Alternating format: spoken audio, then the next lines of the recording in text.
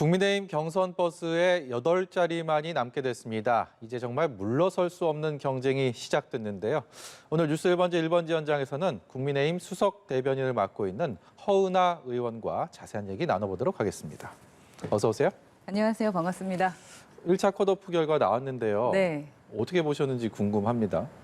우선 좀 아쉬움은 있습니다. 훌륭한 이제 세 분을 이제 못 뵙게 되니까 저희 박진 의원 같은 경우는 명품 외교관 예. 출신이시고 아마 글로벌적인 어떤 새로운 모습의 리더의 모습을 보여주실 수 있었을 것 같고 장기표 후보 같은 경우는 정말 그 민주당과 대항해서 민주화의 어떤 상징 같은 분이시잖아요. 예.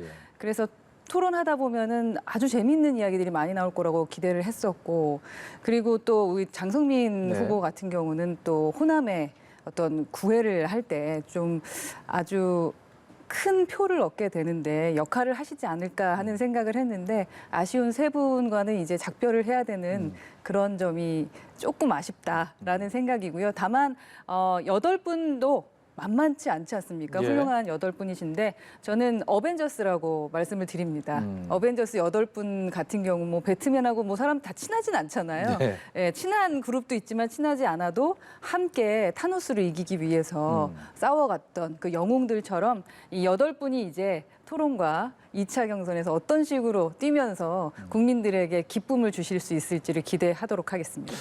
이게 뭐 선관위에서 공개는 하지 않지 않습니까? 순위나 네. 득표율. 근데 이 사설 정보지 통해서 막 돌아다니는 건 있던데 그건 아니죠?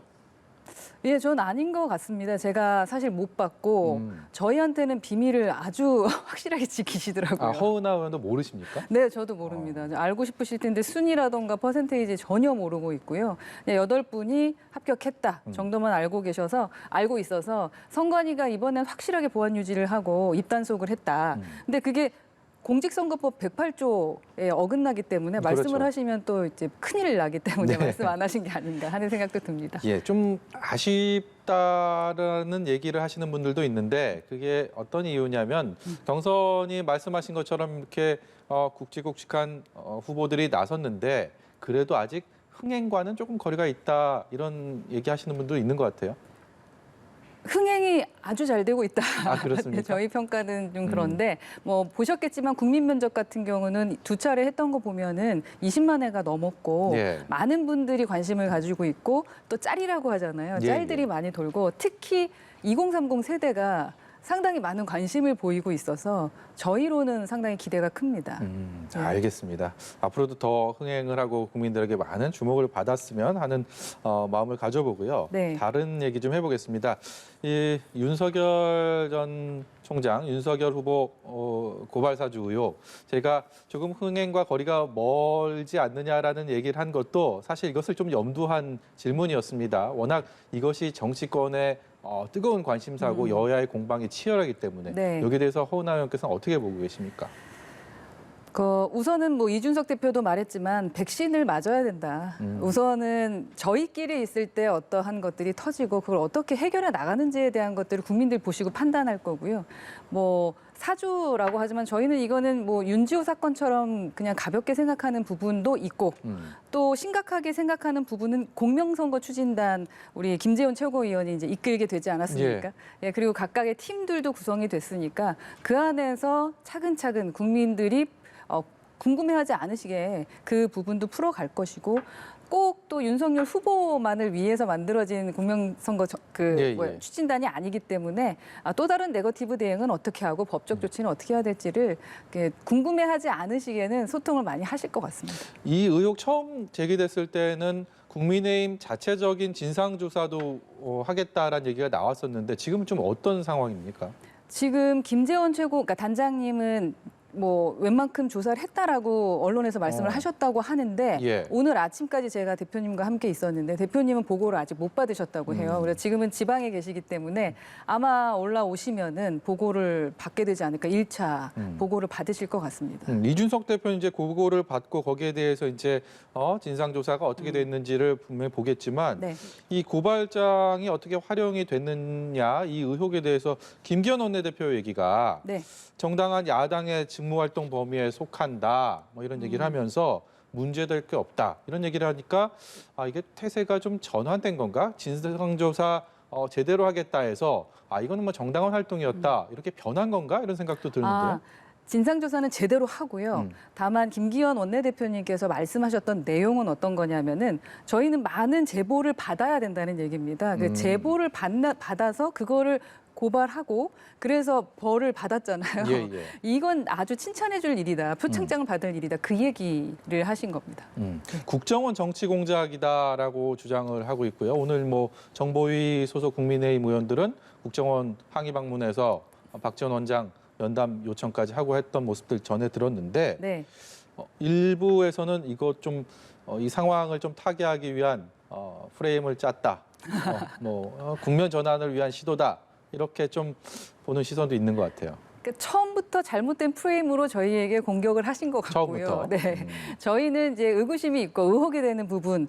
왜냐하면은 박지원 원장이 해야 될 일은 그러한 일이 아니지 않습니까? 예. 지금 미사일 또 터졌어요. 네. 이럴 때 어떻게 해결해야 되는지에 대한 거를 지금 고민하셔야 될 분께서 왜 이 정치적 이슈에서 자꾸 메시지를 내는지 그거는 좀 더 이상하다.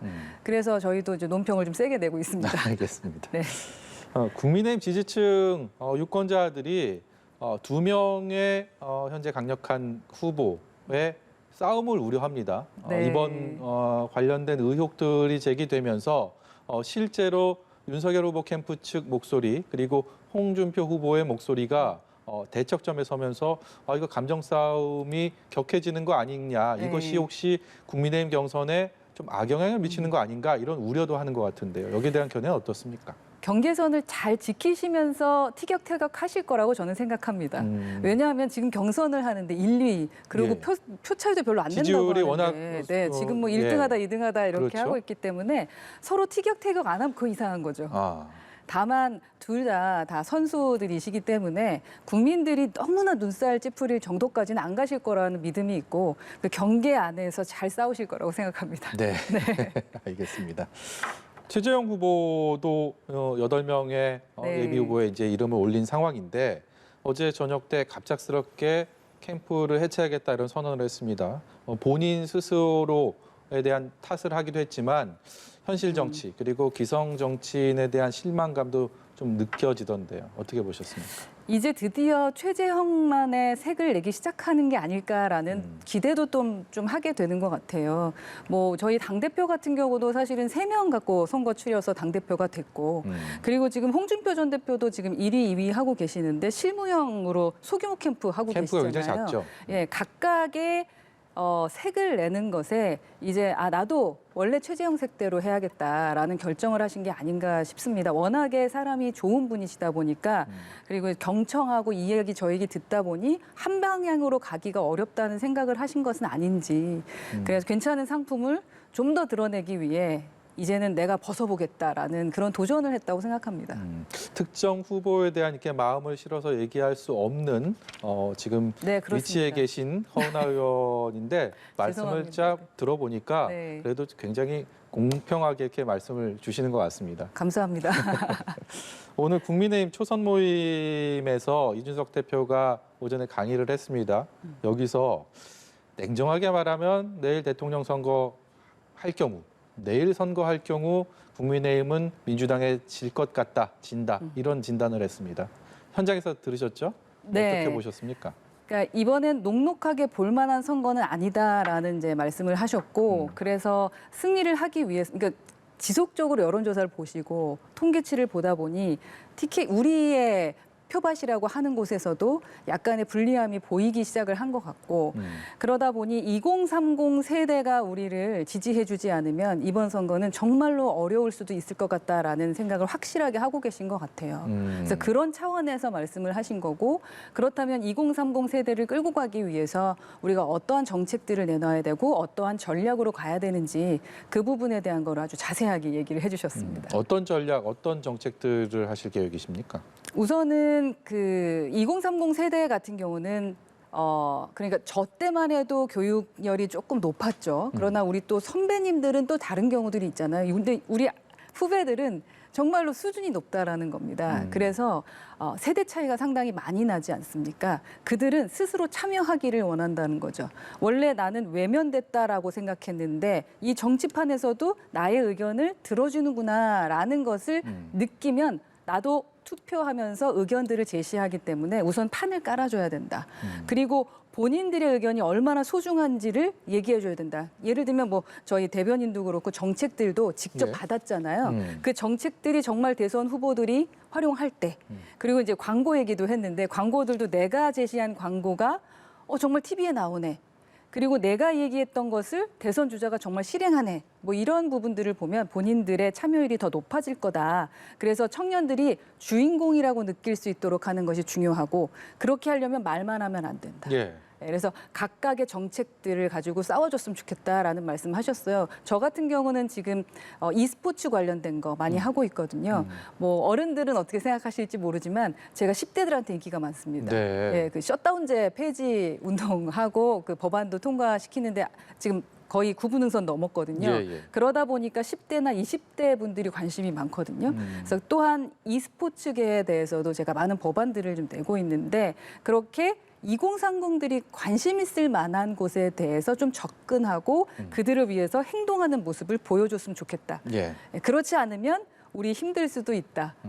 라는 말씀을 하신 거죠. 이번 대선에 정말 2030에 대한 얘기를 뭐 여야 할 것 없이 정말 많이 합니다. 그만큼 대선의 승패를 가를 세대로 이렇게 생각하는 그런 인식이 여야에 굉장히 퍼져 있는 것 같은데요. 이게 재보궐선거 때 저희가 이런 단어를 써도 될지 모르겠지만 맛을 봤지 않습니까? 그들도 마찬가지예요. 2030 세대들이 퍼센테이지 그 투표율이 엄청 낮죠. 그리고 저희 국민의힘에 완전한 승리를 주는데 아주 큰 역할을 한 걸 저희가 숫자로 확인을 했기 때문에 아마 민주당도 마찬가지일 겁니다. 그래서 그들의 마음을 어떻게 가져올까.